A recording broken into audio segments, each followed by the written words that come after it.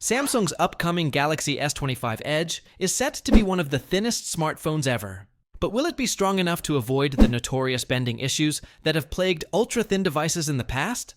Samsung first teased the Galaxy S25 Edge during the launch of the S25 series, but since then, the company has been quiet about the specifics of this ultra-thin flagship.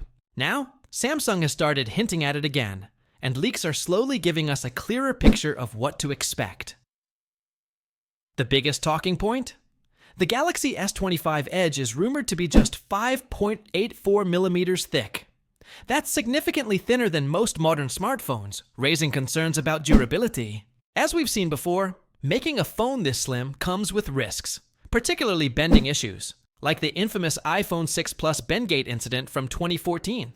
That phone had a weak aluminum frame that made it prone to bending under pressure, leading to widespread complaints.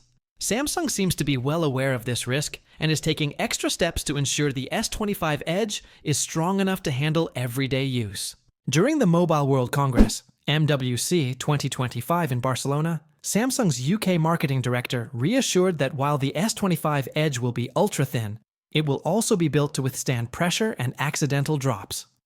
So, how can Samsung make such a slim device without sacrificing strength? The answer likely lies in the materials used for the back panel. Reports suggest that instead of Gorilla Glass Victus 2, which is found on the other S25 models, the Galaxy S25 Edge could feature a ceramic rear panel. Ceramic is stronger than glass and is far more resistant to cracks and scratches. Oh, it's denser, meaning it adds durability without making the phone too heavy.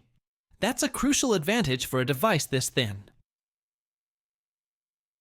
One recent leak suggests that the 5.84mm thick Galaxy S25 Edge will weigh 162 grams, which is the same as the 7.3mm thick Galaxy S25 Plus.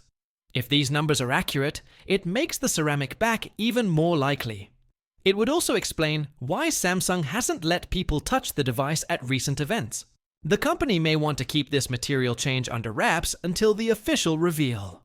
Of course, Samsung isn't the only company working on ultra-thin flagship devices. Apple is rumored to be launching the iPhone 17 Air, or Slim, later this year, and leaks suggest that Apple might also use ceramic-infused materials for the back panel.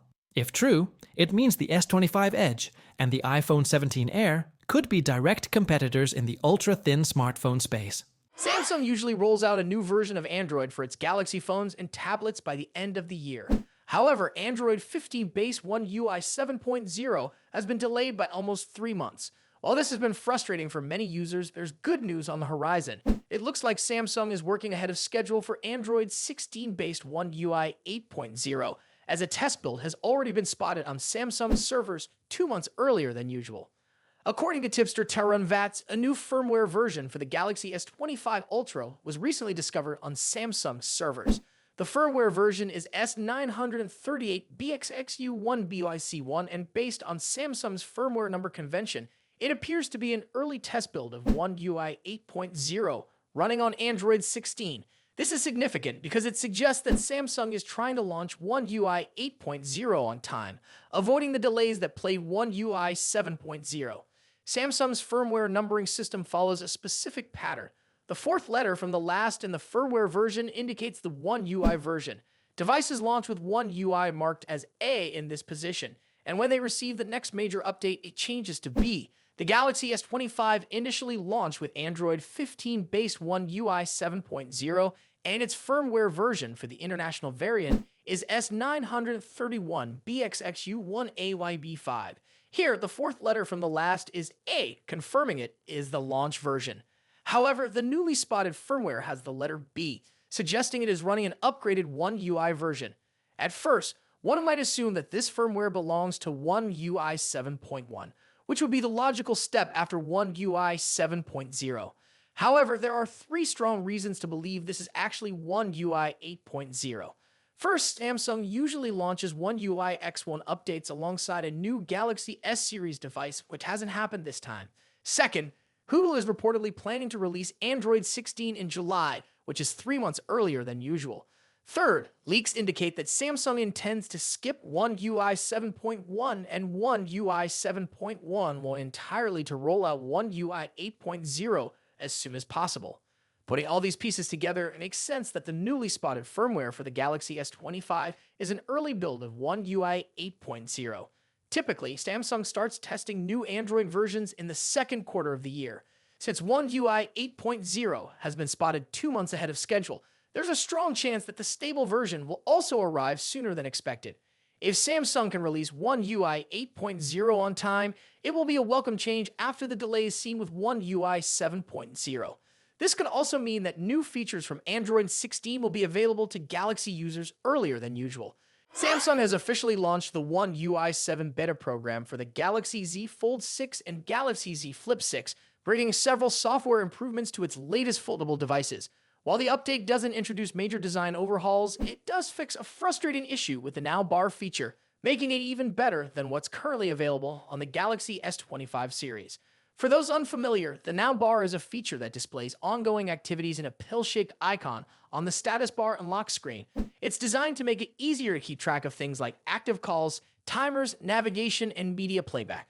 However, for some reason, Samsung has limited the Now Bar on the Galaxy S25 series and other devices running One UI 7 out of the box. One of the biggest complaints has been the missing media playback pill in the Now Bar on the Galaxy S25 and newer A-series phones. Normally, when you play music or a video, a small pill should appear in the status bar, allowing you to quickly access playback controls. However, on these devices, the media playback pill simply doesn't show up. Even worse, the standard media playback widget, which used to appear in the notification shade in previous versions of One UI, is also missing.